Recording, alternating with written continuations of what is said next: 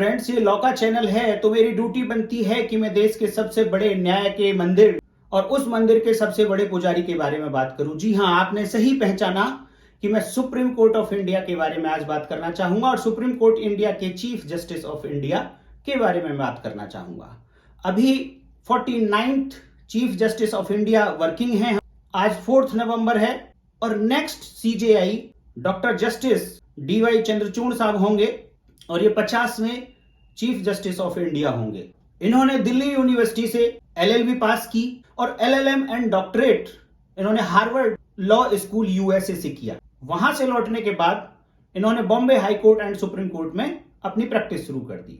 98 में Bombay high court ने इनको सीनियर डेजिग्नेटेड एडवोकेट अपॉइंट कर दिया और उसी ईयर में additional solicitor general of India भी अपॉइंट हुए और 29 मार्च 2000 को बॉम्बे हाई कोर्ट में ही एज ए जस्टिस इनको अपॉइंट किया गया।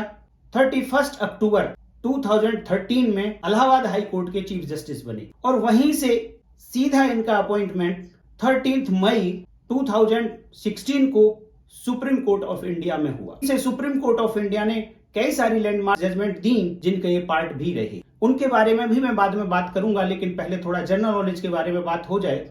आप कमेंट करके ये बताइए कि अपने कॉन्स्टिट्यूशन का कौन सा आर्टिकल ये कहता है कि भारत में एक सुप्रीम कोर्ट होगा और उसके एक चीफ जस्टिस होंगे।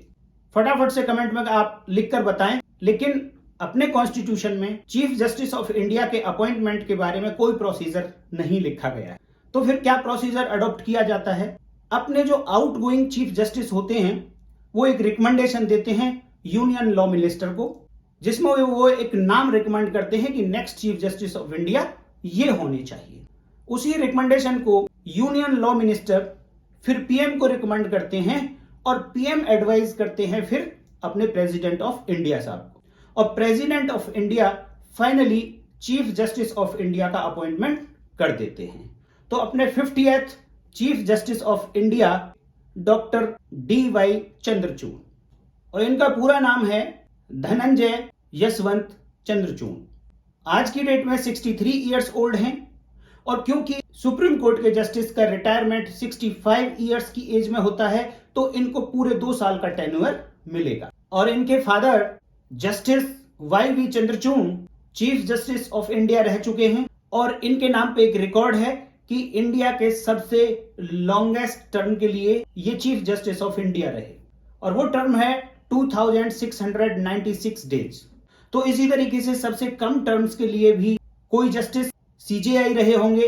तो आप कमेंट में करके बताइए कि सबसे कम पीरियड किन चीफ जस्टिस ऑफ इंडिया का रहा है। यहीं पे मैं आपको ये बताना चाहूंगा कि सुप्रीम कोर्ट के बाकी जस्टिस और देश के सभी हाई कोर्ट्स के जस्टिस उनका अपॉइंटमेंट अपने प्रेसिडेंट ऑफ इंडिया साहब ही करते हैं, but with consultation of chief justice of India करते हैं। फिर से आप कमेंट करके ये बताइए कि जब 9 नवंबर को doctor DY Chandrachud as a chief justice of India oath लेंगे तो उनको ओथ कौन दिला रहे होंगे। अब कुछ उन लैंडमार्क जजमेंट के बारे में बात करेंगे जिनको सुप्रीम कोर्ट ऑफ इंडिया ने डिलीवर किया और डॉक्टर जस्टिस डीवाई चंद्रचूड़ उन जजमेंट्स के पार्ट रहे हैं। तो पहला केस है जिस केस का नाम है KS Puttaswamy versus union of India. ये 9 जजेस की बेंच का जजमेंट है और इस जजमेंट में राइट टू प्राइवेसी के जजमेंट को फंडामेंटल राइट माना गया और कहा गया कि right to privacy is the intrinsic part of the article 21 of Indian constitution.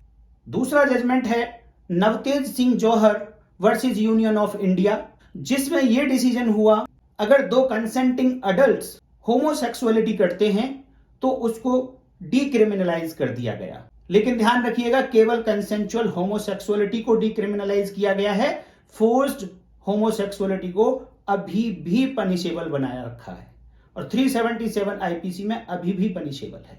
जो अपना अयोध्या टाइटल डिस्प्यूट था उस जजमेंट का भी ये पार्ट रह चुके हैं।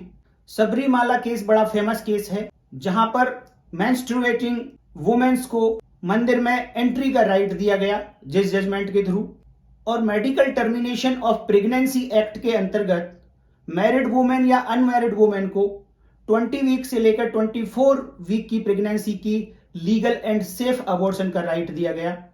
उस जजमेंट के भी ये पार्ट रहे हैं। हाल ही में अभी आपने देखा होगा कि सुपरटेक की ट्विन टावर जो 40 स्टोरी बिल्डिंग थी उसको गिराया गया था। उसको गिराने के आदेश का भी जो जजमेंट हुआ था सुप्रीम कोर्ट से, उसके भी ये पार्ट रहे। बहुत ही डायनेमिक पर्सनैलिटी हैं और 2 साल का एक अच्छा खासा पीरियड इनको मिलने वाला है। तो हम सबको उम्मीद है कि बहुत ही पॉजिटिव डिसीजंस जुडिशरी में लिए जाएंगे और जुडिशरी को एक नेक्स्ट लेवल पर ले जाने के लिए ये काम करें, हम ऐसी उम्मीद करेंगे। तो दोस्तों, ये जानकारी आपको अगर अच्छी लगी तो आप वीडियो को लाइक करिएगा, कमेंट्स करिएगा, शेयर करिएगा दोस्तों के पास, जिससे कि सभी लोगों को कुछ जानकारियां नए चीफ जस्टिस साहब के बारे में मिल जाए।